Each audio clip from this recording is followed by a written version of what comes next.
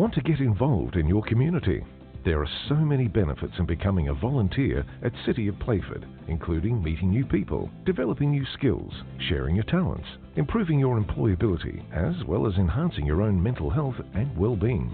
If you want to learn more about how to volunteer with us, visit playford.sa.gov.au/volunteers.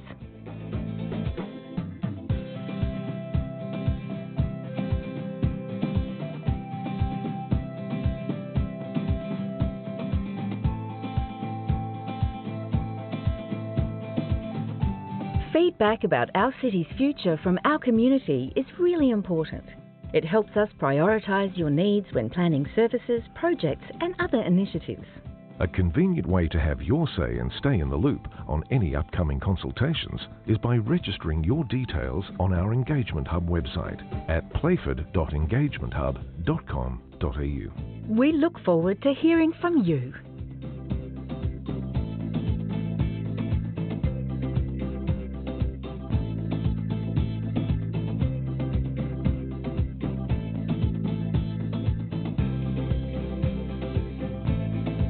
Have you visited the Stratton Centre on Peachy Road, Manapara?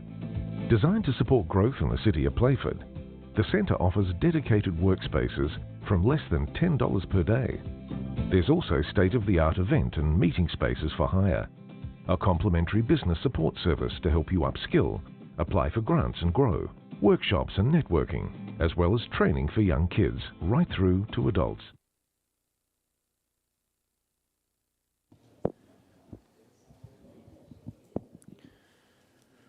All right, good evening all, and welcome to this December meeting of the City of Playford Council Assessment Panel. I take this opportunity to welcome members and staff and those who have joined us in the gallery and online this evening.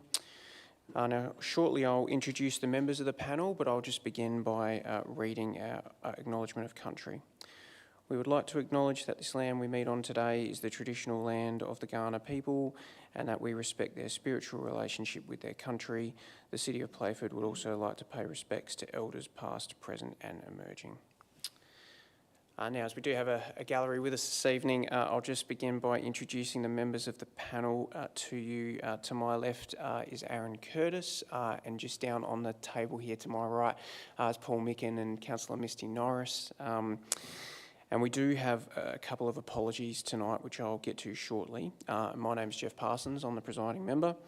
We are ably assisted by members of Council's administration, of which we have a number with us tonight. We have Matt, who's our Senior Manager of Development Services, Leif, who's our Assessment Manager, Mahmood, who's our Senior Planner, Sky, who's helping us with Governance and Minutes, Kiralee, also helping with Governance and Minutes, and Nathaniel on IT. So good evening to you all. We just have a few administrative items we need to move through on our agenda, and then we'll get to our first item for consideration this evening. So members, as I did say just beforehand, we do have a couple of apologies. Adam Squires is an apology, and Sheree Gill, who's our deputy and would have stepped in, is also an apology. So we'll make sure that's noted in the minutes. The confirmation of minutes of the last meeting. Last meeting was held on the 20th of November. All members have received a copy of those minutes. Any questions in relation to the minutes? No. In that case, can I have a mover that they be adopted, please? Thank you, Paul. And a seconder. Thanks, Aaron. All those in favour, please raise your hand. That's carried unanimously. Applications withdrawn tonight is nil. Declarations of interest. Misty. Thank you. So I do want to declare a conflict in agenda item 5.1.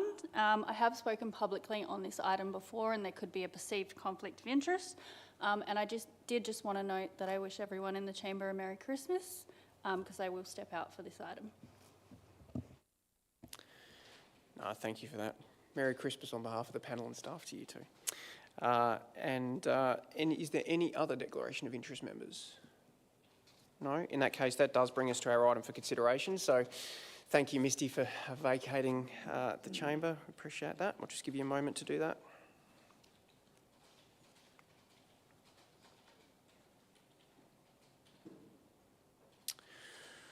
Right, now members, just for the sake of everyone in the gallery as well, we do still have a quorum, given there's 3 of us still available this evening, so we'll proceed on that basis. Now, our application for assessment this evening, this is an application to vary a previous authorisation. There are a number of elements to that variation which I'll get the staff to introduce shortly. The applicant is Pelligra Group, care of Future Urban. The development's located at Lot 101 Ashfield Road in Elizabeth. It's in the Urban Activity Centre zone, and the General Neighbourhood zone was a performance assessed application with public notification required, and we did receive a number of representations in respect of this item. And the recommendation is to grant planning consent subject to a number of conditions. Now, Mahmood, is there anything you'd like to take us through as an introduction to this item, please? Presiding member, just wanted to, I guess, give a quick overview of the application and the changes that have occurred. So, as Jeff, the presiding member, stated, it is a variation to an approved application that was granted planning consent on 18 April 2024.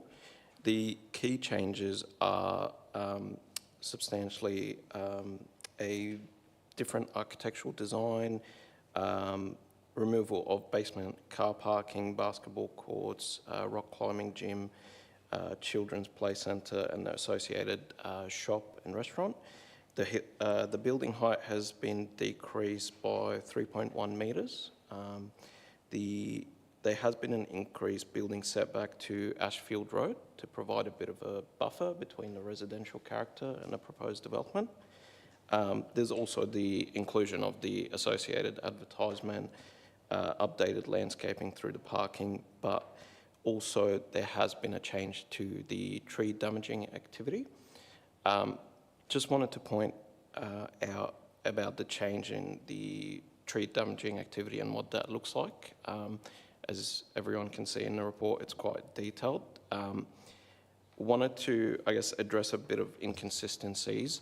The planning report and the provided arborist report looks at the scope of tree removal to be 8 regulated trees and 2 significant trees.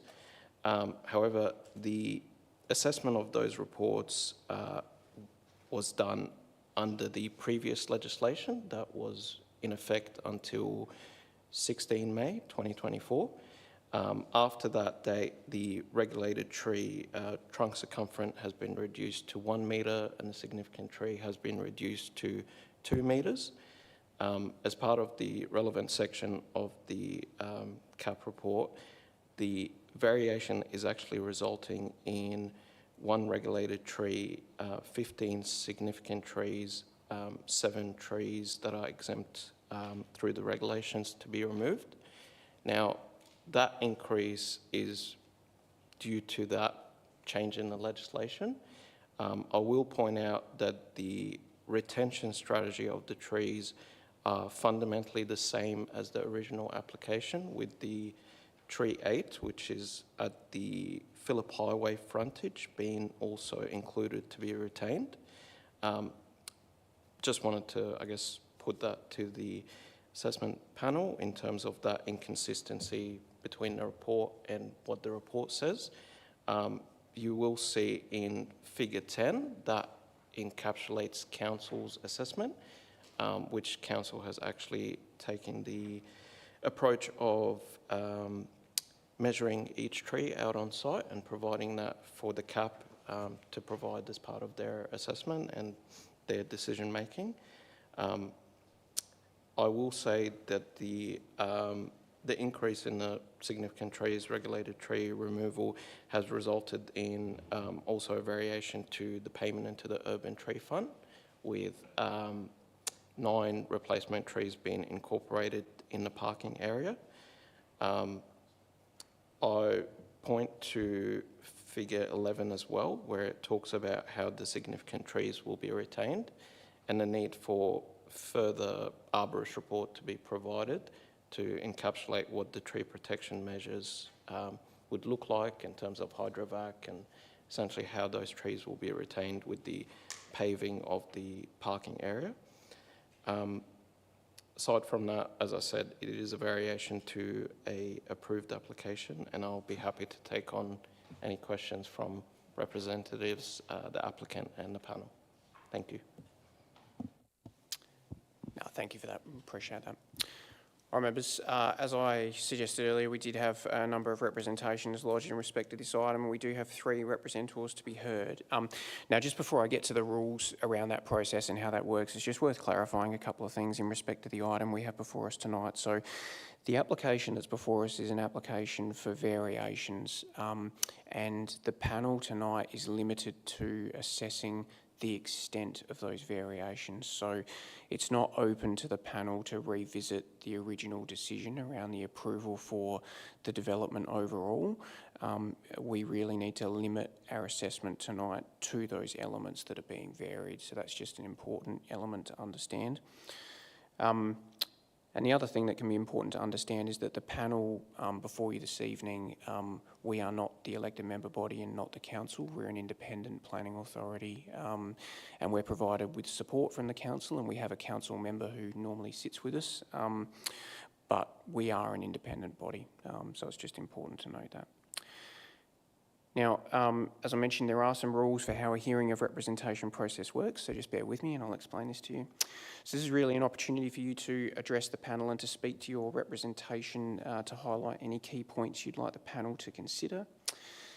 Once all representatives have addressed the panel, the applicant is given the opportunity to respond. The representatives for the applicant are with us tonight as well. Representatives and applicants have 5 minutes within which to address the panel. Now, I do normally keep track of the time, and that's just so I can provide procedural fairness for everyone. That time period is outlined in our meeting procedures.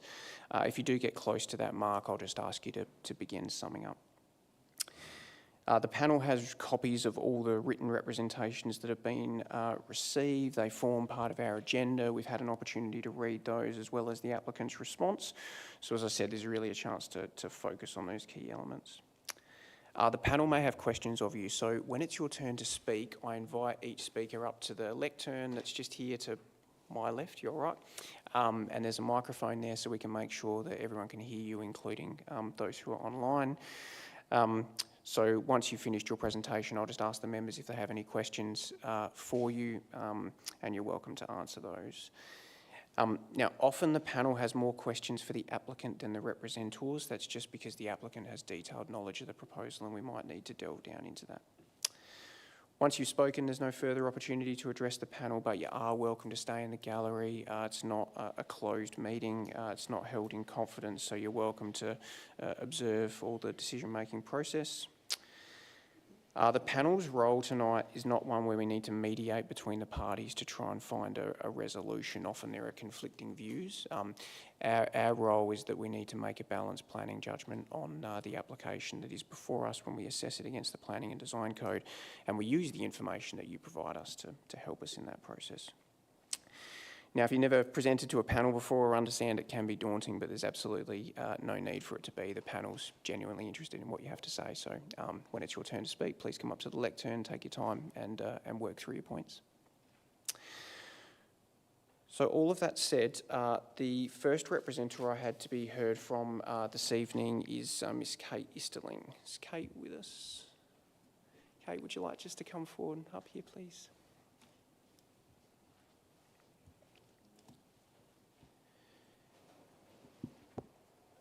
The microphone's already on for you, so you're welcome to start when you're ready. Thanks. Hello, Chair and panel. My name is Kate Easterling and I'm a resident in Elizabeth. On October 26th in 2021, I came up here to speak about a similar topic, all relating back to that singular block of land next to the main road. I had spoken about the recreational area and how unethical it would be to cut down all the trees to build a giant, insanely unrealistic athletic ground, aka the rock climbing, the basketball courts, etc. Now, you have limited that down to a gym and an ice skating rink, but still cutting down the trees. My view on this has not changed. No.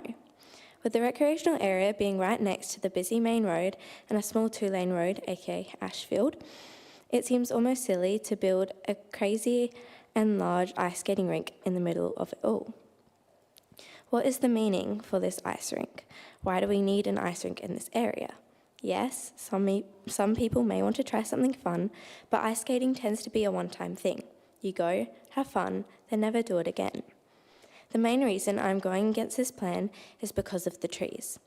You have shown no plan of limiting down the amount of trees you cut down, and have shown that you are cutting down majority in that area. With climate change getting worse, cutting down the main source of trees in this area is silly. These trees are right next to the main road, which has a lot of cars. These cars cause pollution, and it is good that there are so many trees nearby to keep the oxygen levels up. Yet, with you showing to cut down the trees in this area, it forces the oxygen levels in this area to be lower and not purify the air as well.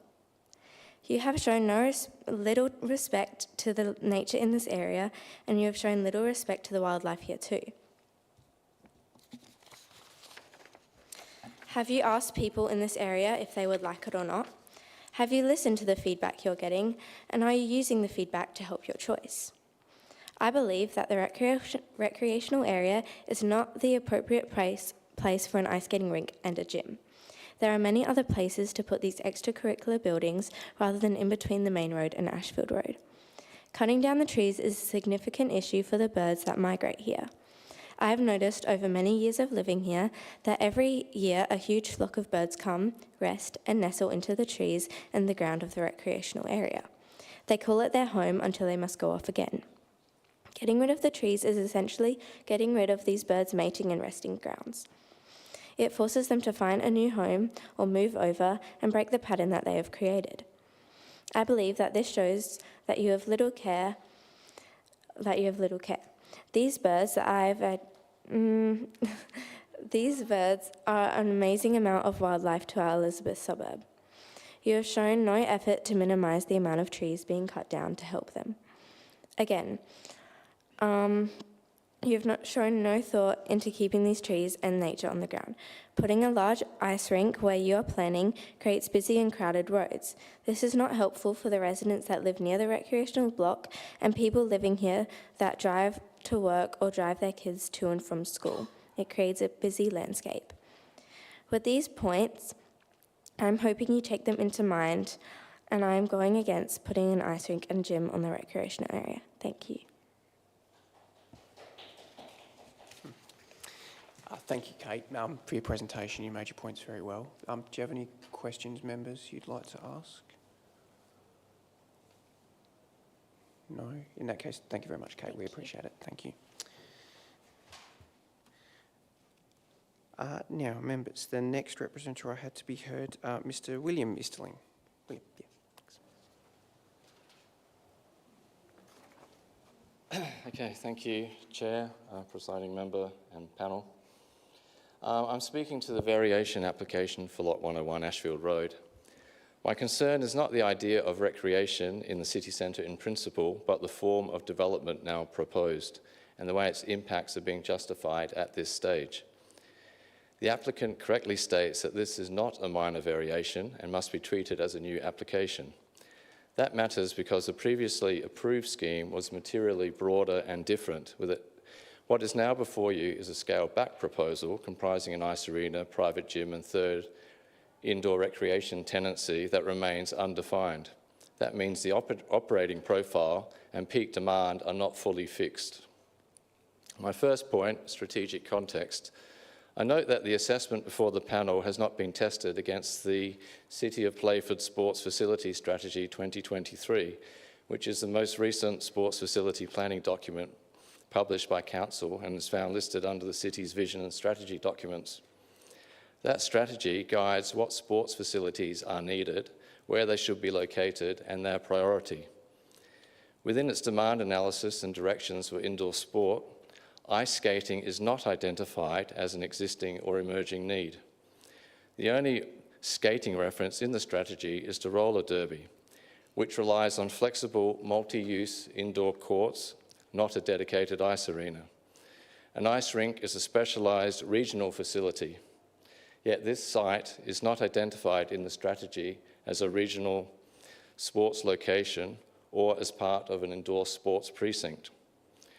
The inclusion of a private gym does not resolve the strategic gap. The strategy itself states, and I quote, "Apart from community fitness groups at council facilities, provision of gyms will continue as a commercial enterprise." That confirms that gyms are market-led, not facilities planned, prioritised or located through the strategy. My second point concerns parking, traffic and zoning. The applicant's own assessment identifies a calculated parking demand of 221 parking spaces, but proposes 179, relying on assumptions about staggered peak times, public transport use, and reliance on nearby car parks. I also note that the applicant acknowledges higher parking rates applied to the general neighbourhood zone, and that approximately 40% of the development sits within that zone. The applicant's parking assessment applies designated area, effectively urban activity zone, parking rates across the entire site, including the portion zone general neighbourhood, where high rates ordinarily apply. This approach, or that approach, is conservative from the applicant's perspective and is likely to understate true parking demand, particularly given the unknown third tenancy. I also note that at a prior CAP consideration of this site, there was reference to a traffic management plan being progressed with council. I cannot find a traffic management plan in the material before the panel for this variation, and that absence leaves a gap in the evidence on how traffic impacts will be managed in practice. My third and last point is amenity and certainty. In several key areas, including noise, lighting, illuminated signage near signalised intersection, compliance is proposed to be achieved subject to future treatments and conditions. Because one tenancy is still undefined and uses operate over extended hours, it's not yet clear how noise, lighting and traffic impacts will be managed in practice, particularly for nearby residents. So in closing, I'm asking the panel to consider whether this revised proposal provides sufficient certainty at this stage in terms of strategic alignment, parking and traffic outcomes and interface impacts, or whether further refinement is needed before approval is granted. Thank you for your time. Thank you very much for your presentation, William. I appreciate that. Do you have any questions you would like to ask members? No? In that case, thank you very much, William. We appreciate it. Thank you. Now, I had Mr. Conrad Easterling. Conrad, would you like to come forward, please?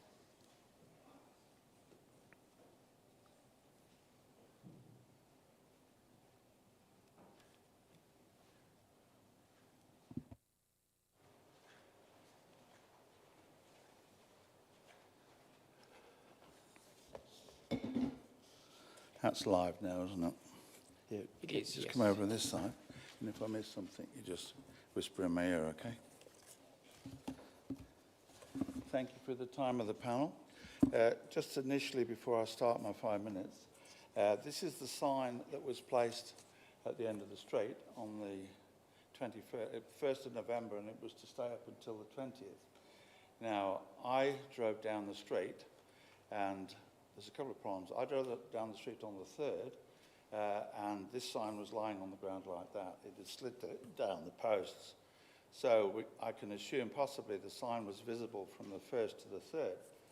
But I came into these chambers and I spoke to the lady behind the desk, and this is apparently an important point in law.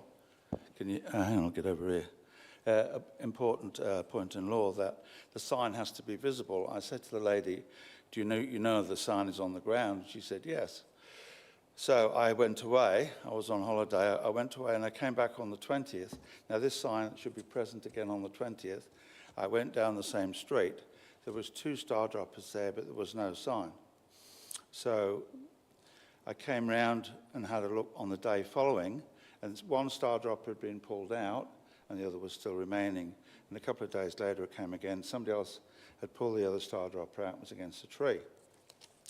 So it works out there's about 15 days when this sign, which should have been displayed to the general public, should have been visible.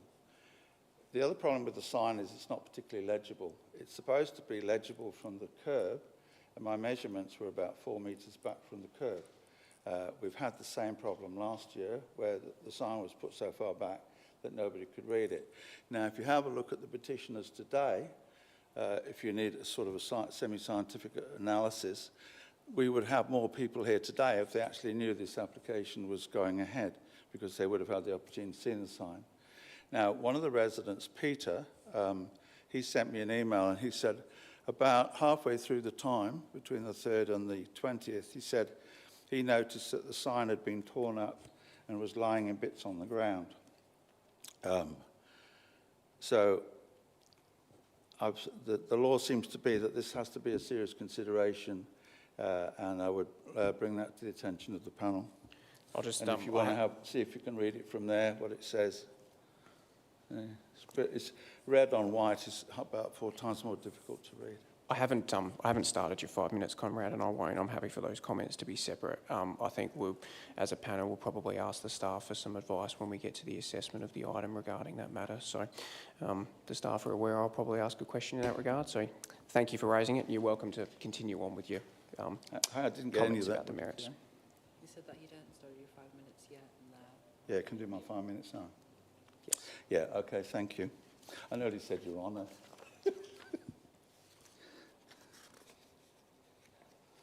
Hang on. The Australian Capital Territory and Elizabeth were planned about the same time in the 1950s, constructed roughly within 20 years of each other, both of them having tree-lined streets as an essential part of the planning.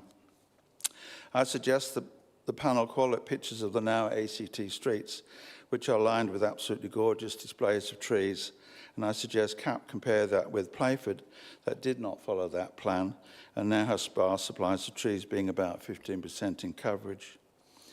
I suggest CAP mentally overlay the original plans for Elizabeth Town Centre and compare them with the current development, and come to the, we suggest, conclusion that the planning decisions of the last 20 years in Playford have been not as good as the original ground plan. For example, the Octagon Theatre, which was the centre for big bands and dances, the blue light disco run by the police for the local children, was demolished, and the current Playford Chambers built on top, in which we speak, isolating council workers from the commercial centre. We suggest this planning application for a sports facility can be readily put elsewhere in the 30% green Playford Council, just as the soccer ground for the Adelaide United was placed on the Judd Road Oval. The Judd Road Oval, for example, has only one set of soccer posts for general usage and no pitch markings, and the posts are printed on them not to knock into them because they could fall over and injure somebody. Is there a suggestion that if United wanted to put a soccer ground in the tree-lined area, that the CAP would agree to it, as has previously agreed to this by definition, failing Paligua project? In the Playford Council vision for the future for Elizabeth Centre, this particular block of land was not mentioned at all. No land was included south of the Phillip Highway as required development.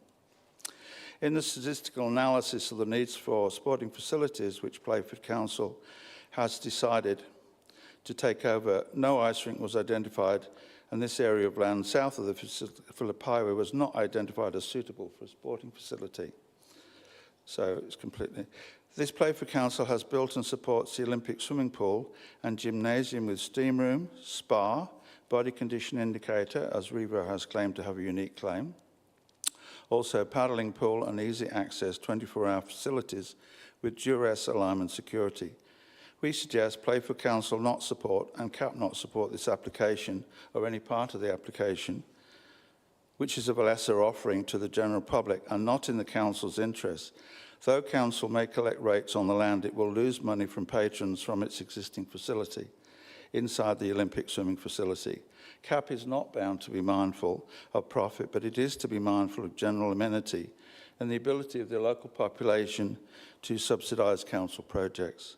The local population already having high rates and low income being about $500 per head of population, their income.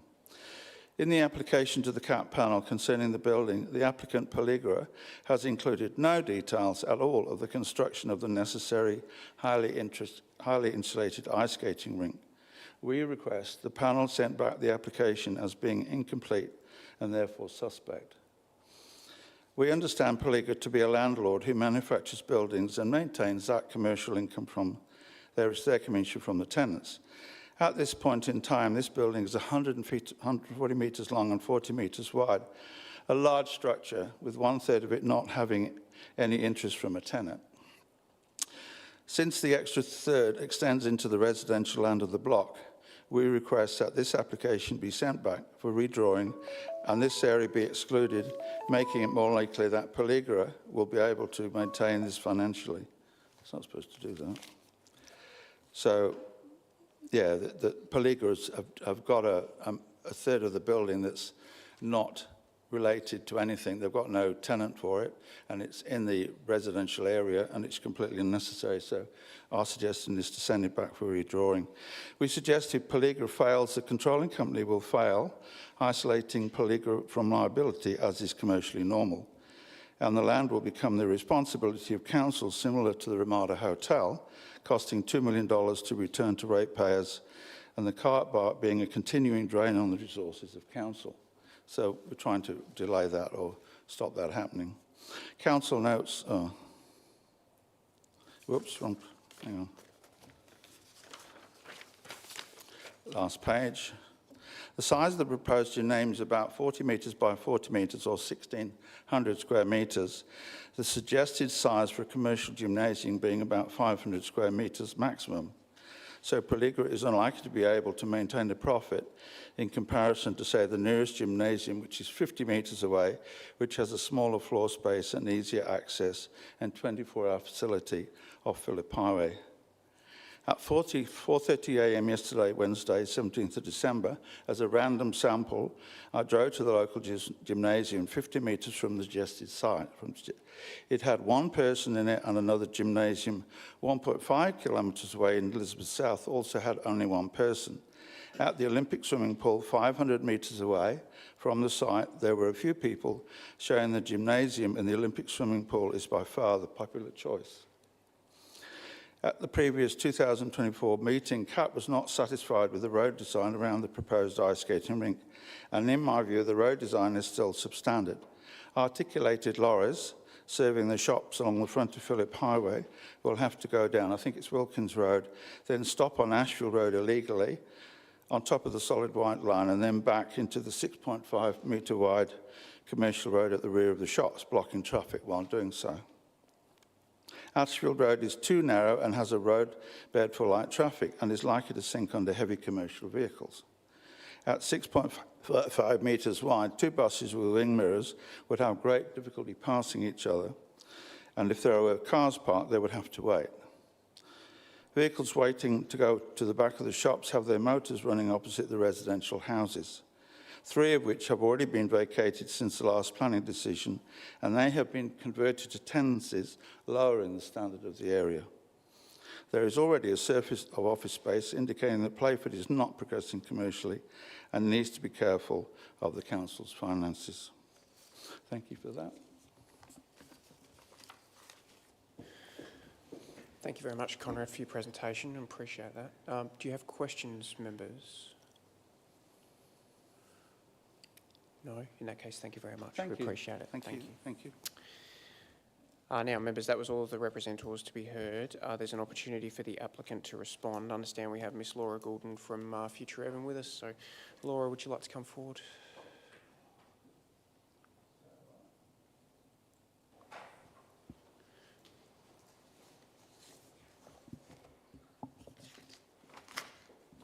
Thank you. Through the chair, good afternoon, panel members. I'm here on behalf of our client. Also joining me tonight, I do have Blake from Pelligra Group as well in the gallery. We acknowledge and appreciate the concerns which have been raised by the representatives this evening and appreciate their time attending here tonight. From what we have heard, the key issues which have been raised appear to centre around the tree removal, the land and its appropriateness of its use.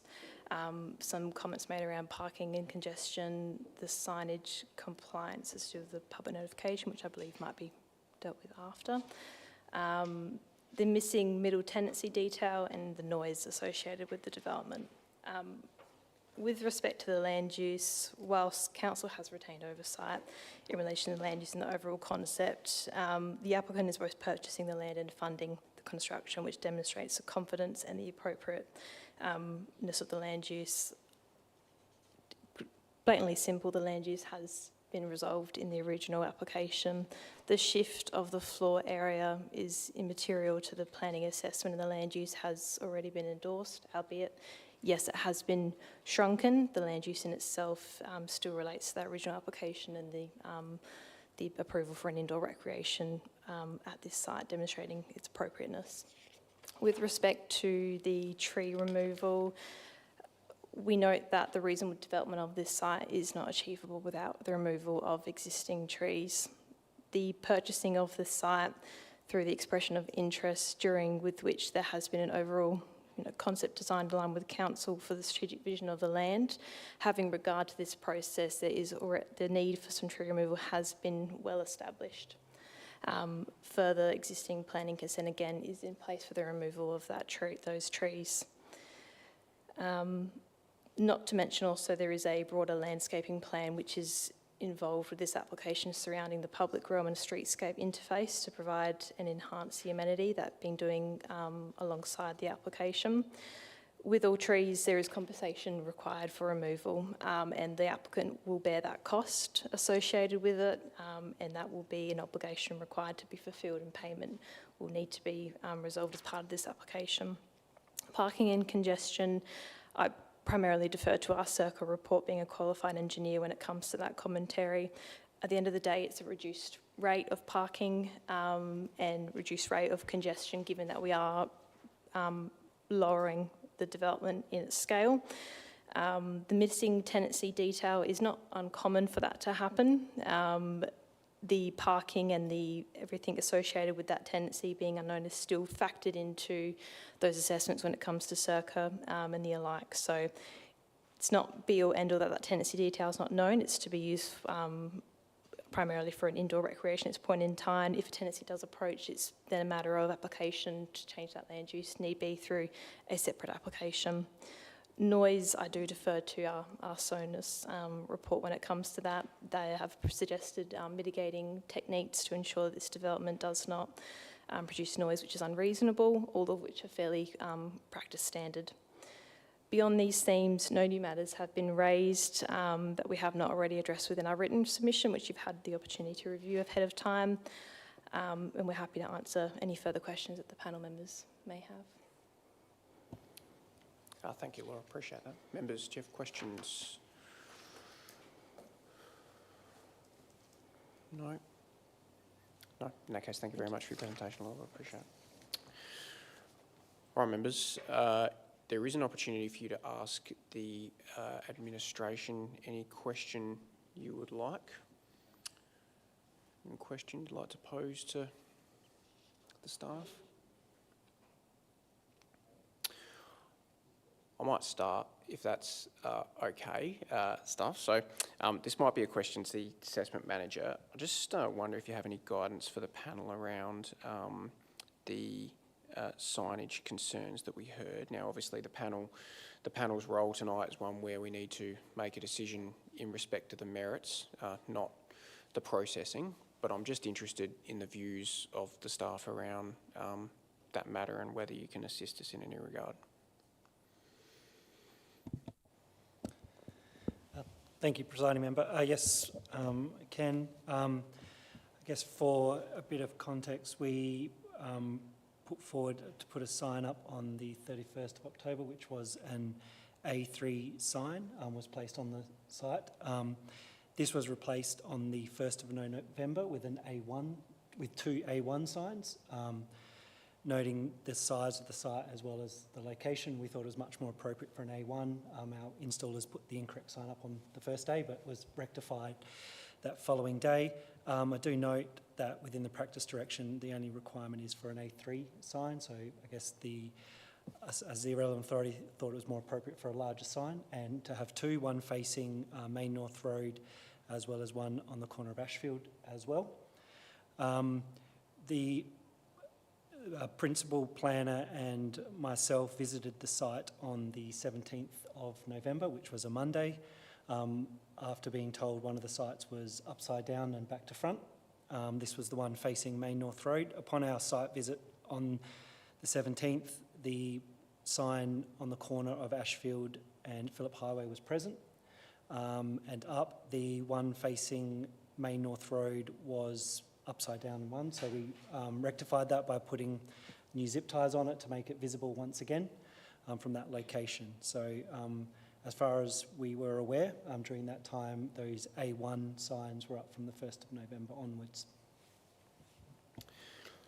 Thank you. And then I have a couple of follow-up questions on the merits. Now, Bamuj, you did a very good job early on of taking us through the tree, I guess the tree changes. I just want to, I guess, clarify and put it in as plain a language as I can. So, I'm aware that obviously the legislation changed between the original application and the secondary application, and that changed the designation of regulated trees to significant trees.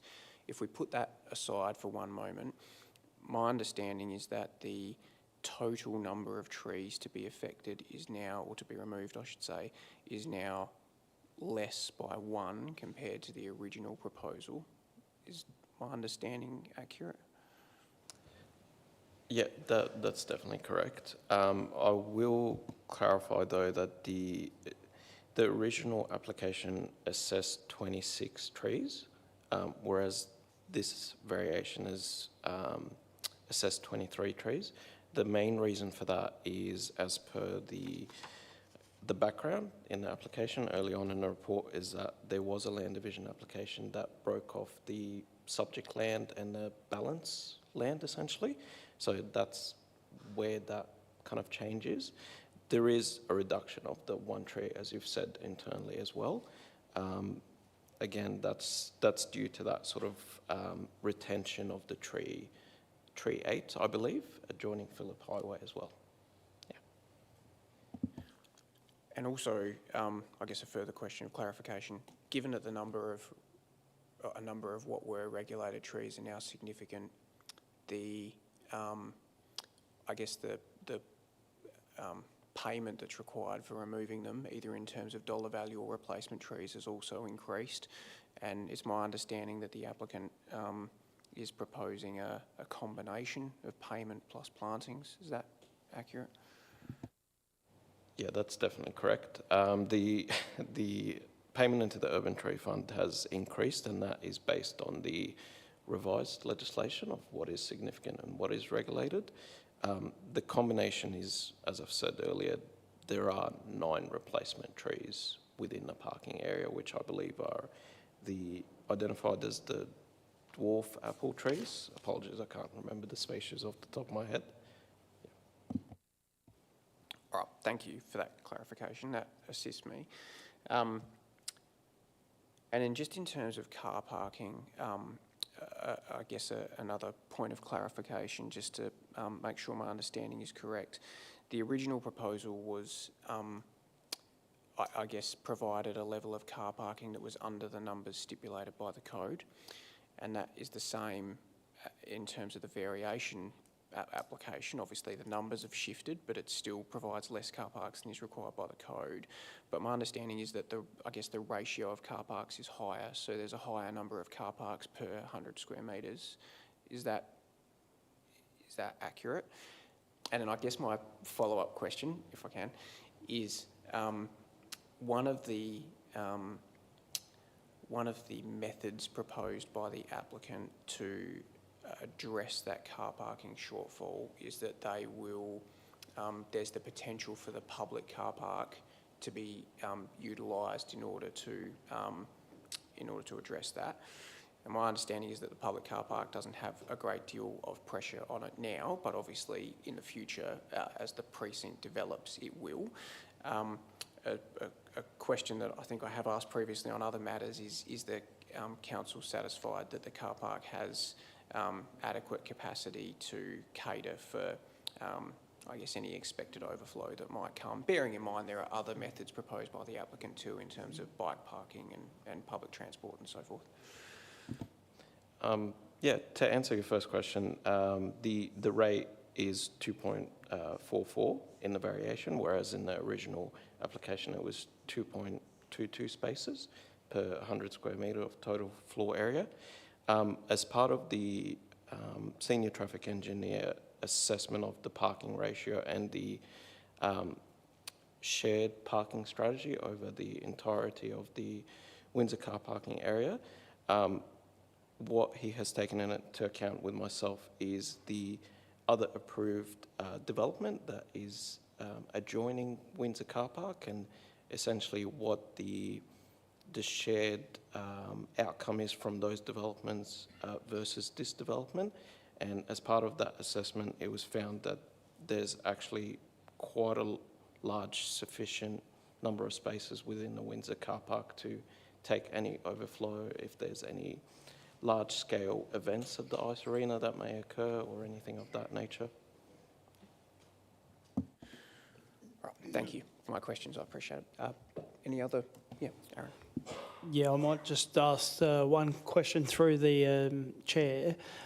So just in relation to the extent of off-site works, the report obviously talks to quite a substantive amount of works that has been somewhat negotiated to date with Pellegra in relation to a shared use path, tree planting, etc. So I take it that that is subject to a separate agreement similar to previous projects that the council has done, where that would be subject to some sort of deed that would then tie the developer separate to this outcome. So if the panel was to approve the application, that would essentially be tied up through a legal agreement. Is that correct? Yeah, that's very much correct. The applicant, Pellegra and council have entered into an agreement for the upgrade of the public realm. That includes the upgrade of the frontage of Main North Road, Phillip Highway and Ashfield Road. It includes the sort of the revised landscaping strategy, formalising the existing bike track adjoining Main North Road, but also facilitating a shared path that traverses the entirety of the land. This has also been reflected in the suggested reserve matter for the stormwater aspect, where it talks about the upgrade of the public realm and what that looks like from a stormwater aspect in terms of any stormwater not impacting that public realm and ensuring that pedestrian safety and pedestrians and cyclists are able to use that all year around. Essentially, in layman's word, not generating further stormwater runoff from the land. In terms of what the time frame for that upgrade, what that looks like, I wouldn't know off the top of my head, but it has been entered into an agreement and it's part of the wider scale public realm upgrade. Thank you. Any other questions, members? No. In that case, I seek your views in respect to this matter. We've obviously heard from the representatives and the applicant and the administration. We have a detailed report before us that does recommend the granting of planning consent subject to a number of reserve matters and conditions. What are your views in respect of this item? Paul, thank you. Okay. Firstly, I confirm that I don't believe the application is seriously at variance with the Plan and Design Code. And just to reinforce, mainly for the benefit of the representatives who have, by the way, thank you for their contribution, just to confirm that we're not here to revisit the revocation of community land, the fact that it's been put out to the open market and so on, that's all water under the bridge. Likewise, we're not here to question the land use, as the presiding member has mentioned. In terms of the built form, I think the variation, certainly the building remains as two-storey, but it's been significantly scaled back with change in height. There's been no change to the setbacks. That is, there's no setback on the north, east or south. I think, however, while I do note that the setback on Ashfield Road has been increased by 3.1, I think it is pertinent to note what that land is now to be used for. It's not to be used for landscaping and the like. It's going to be car parking and access. And I still have a few, it's sort of niggling in my mind as to whether that's the best outcome. That yes, the building scale or the building's been pushed back, but it's been replaced by car parking with probably fairly minimal landscaping. And so while large expanses of parking are common in the area, we just have to look around the corner on Phillip Highway. I'm just sort of questioning, could have a better outcome been achieved in this sort of part residential environment? I take note that the traffic volumes have been reduced, and as previously advised by our engineers and the traffic consultant, that the local road network can accommodate the anticipated increase in vehicle movements. I note that the removal of trees has been previously supported, and I think in this regard, there's albeit one less tree being removed. I think it has to be expected in the urban activity zone that for that land, that high level land or zoning to be fully fulfilled, that sites are going to have to be maximised with development, and so unfortunately removal of trees is probably inevitable. In terms of parking, I don't actually buy or fully support the argument about the proximity to the Windsor car park, public transport, or even the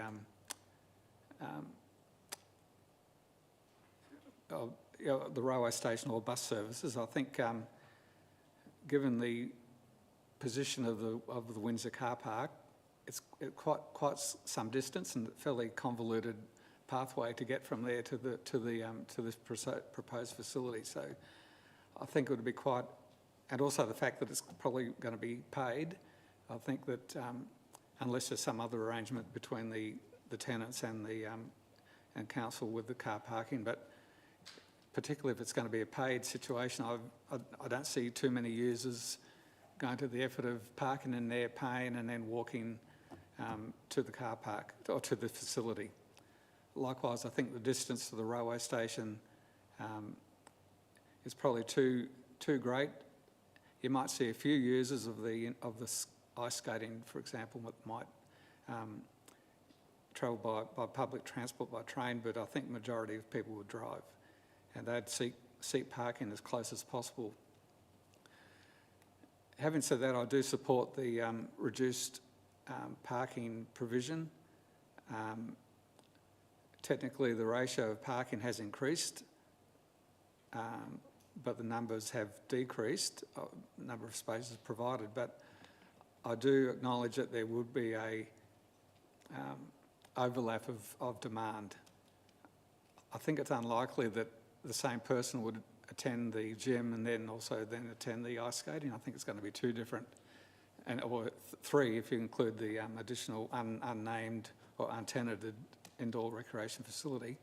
I think it's unlikely that those three would sort of share the same customers, but I think I do support and agree with the traffic engineer's assessment that the users of the ice skating are predominantly going to be on weekends and probably public holidays and maybe school holidays, whereas the gym is going to be 24 hours, and that's going to be spread across that 24-hour period. I'm certainly not a gym attendee myself, but I do understand that they have their peaks, particularly at night and very early morning. I think periods where the ice skating won't be used as heavily. So I think the fact that it's going to be quite unlikely that the gym will be at its peak and also the ice skating will be at its peak. And assuming the other third tenant is something of similar to the gym, again, I think it's unlikely to see that significant overlapping. So, look, I do support the variations overall. I think it's a more, I guess, a lower scale building development, but I do think that there could have been a better outcome in terms of the design, particularly the interface between the residential properties to the southwest of this site, and what they look out to see a fairly large expanse of car parking with fairly minimal landscaping. But of course, if the landscaping is increased, then that's at the price of parking, which is already probably right on the edge. So, yep. Thank you for that. Aaron? Yeah, thank you through the chair. And look, I broadly agree with all of the comments that were made by Paul. I think Paul really articulated the consideration of the proposal really well. I might just, I guess, add a few further thoughts to it. I guess one of the challenges with the development is that it is seeking to frame the frontage to Main North Road and also to the northern frontage. And in effect, by doing that, I guess it then means the car parking is to the rear. I think it is positive that the development is seeking to frame that main frontage, that main corner, and I think that's one of the real strengths of the development, albeit that it has been scaled back clearly from what it was, and clearly that the purpose of the variation is to reduce the overall scale of the development. I do agree with Paul that probably the interface with the residential area is not as good as it could be, and I have heard, and I thank the representatives for articulating their concerns. I think the increase in the setbacks are obviously good from a visual impact perspective, but with the car park and fairly expansive car park being at the back, there is potential for, if that's not well managed, to be possibly able to be used for, antisocial behaviour and that sort of thing. So I think the ongoing management of that area is going to be particularly important. I think the part of the strategy of this development is to landscape pretty heavily around the outside of the development. I think one of the things that I take some comfort from is the fact that there is a careful consideration of an agreement, as I mentioned before, between council and the developer to try and improve the tree planting around the perimeter and to offset the loss of trees that will be removed for this development.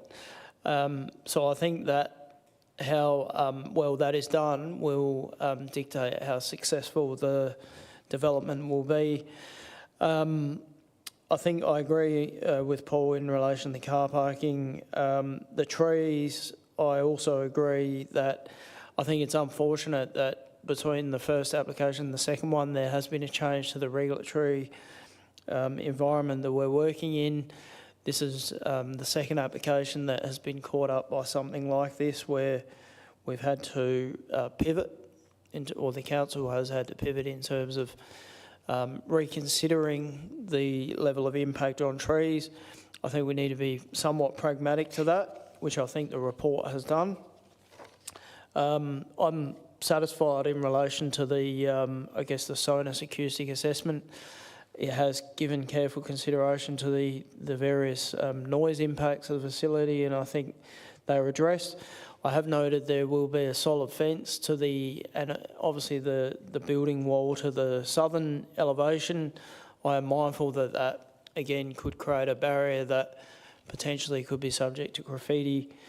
I think though, with the extent of trees that are existing in the reserve to the south, that somewhat screens that building. But again, it will require ongoing potential management how that works. So look, overall, I support the variation. I think it was a comprehensive report and everything was generally well addressed in the report. Thank you. Thank you. And look, I have similar views, members. So as just to outline my thoughts, I would acknowledge all of the presentations we've had to us this evening and the benefit that's helped, that's given us in terms of our decision making this evening. I would also note that, in my view, it's not seriously a variance, the proposal with the planning and design code. And I'm of that view and the view that the recommendation can be supported because the land use is not changing in this instance, as we heard. There is a reduction in scale and intensity in the proposal, and that certainly doesn't mean that there are no impacts, but compared to what was originally proposed, I guess the building is somewhat less imposing than it was originally. I think the design is scaled back and simplified, and I did initially have some concerns about making sure that at such a prominent location the building still had a positive impact on the amenity of the locality, but I think there are some relatively simple but still reasonable design elements that add a degree of visual interest to the proposal, and like Aaron said, the building really does seek to address that primary frontage. I thought the setbacks were arguably improving, and the upgrades to the public realm I thought were positive, and I'm pleased to hear that they're secured by way of agreement through the council if the application receives consent this evening. I thought the signage was reasonable. I note it's to be illuminated, but there is a condition that's recommended before us that talks about those illumination levels being appropriate and not a nuisance. I think when this, if my memory serves me correctly, when this application was originally proposed, I did have a few concerns, and I think they were that it was under car parked and that the amount of trees to be removed. But I think if I look at the trees first, the overall, as we've heard, there is one less tree being removed than there was originally. I think the removal of any tree is regrettable, but given the zoning of the land, there was always going to be some tree removal that was going to take place. I think the fact that we're now able to retain one additional tree and that we have a mixture of planting and payments to enable further tree planting combined with the public realm improvements, I think it's a reasonable outcome.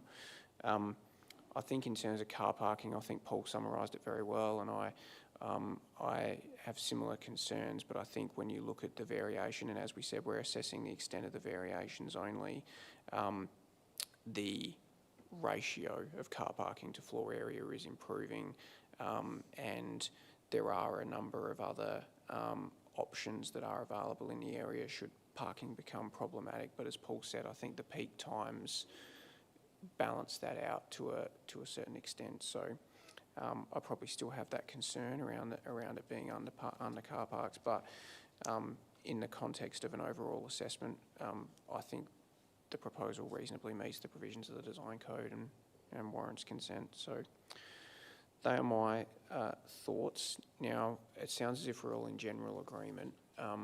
Does any member wish to consider any potential changes to the reserve matters or conditions, or is someone prepared to move the recommendation as it currently stands?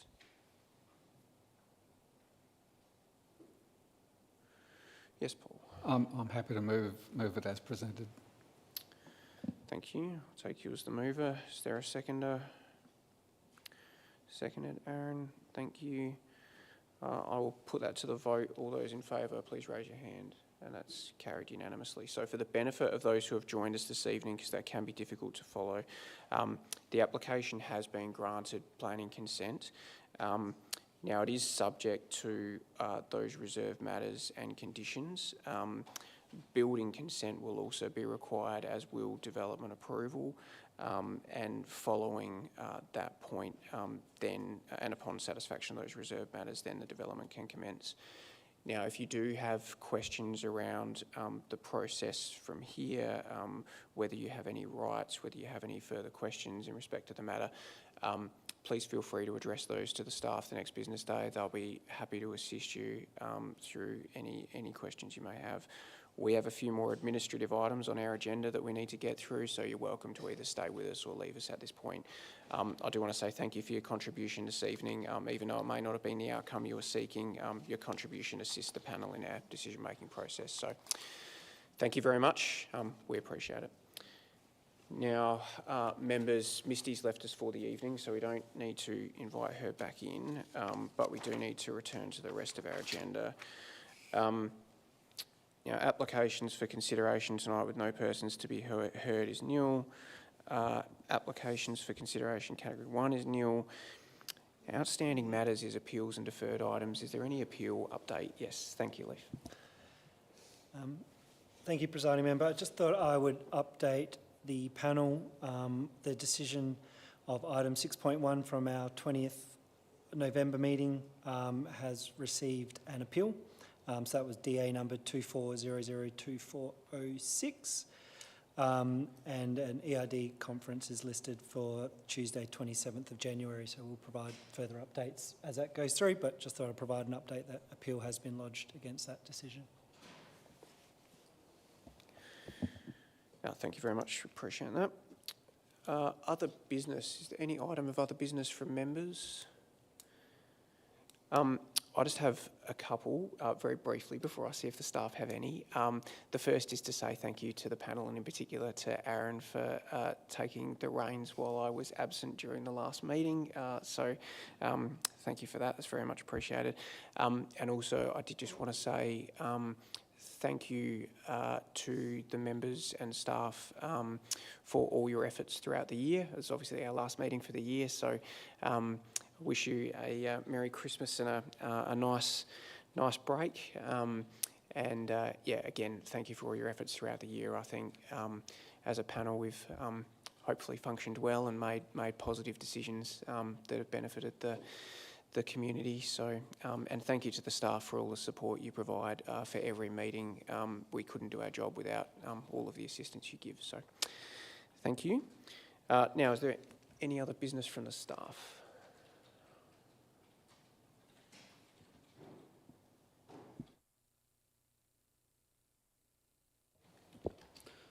For the presiding member, I'd just like to outline that Sheree Gill has announced that she won't be continuing as a deputy member beyond, I believe, February next year, and we'll need to progress a process going forward.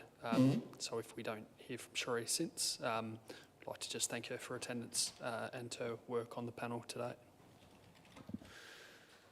No, absolutely. I'd echo those sentiments. I'm sure he's always been happy to step in when we've needed and has provided a valuable contribution. So we'll certainly make sure we acknowledge that in the minutes.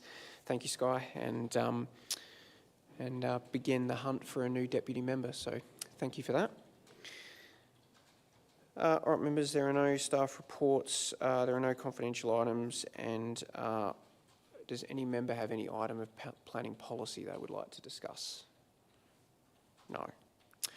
In that case, I'm happy to declare the meeting closed at 7:06.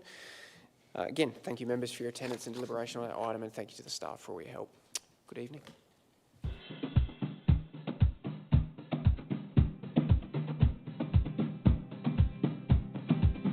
Did you know your food scraps should go in the green bin or a home compost system? It's better for the environment. It's the right thing to do. And it's easy. Fight food waste by putting all your food scraps, peels and leftovers in the green bin. To find out more, visit playford.sa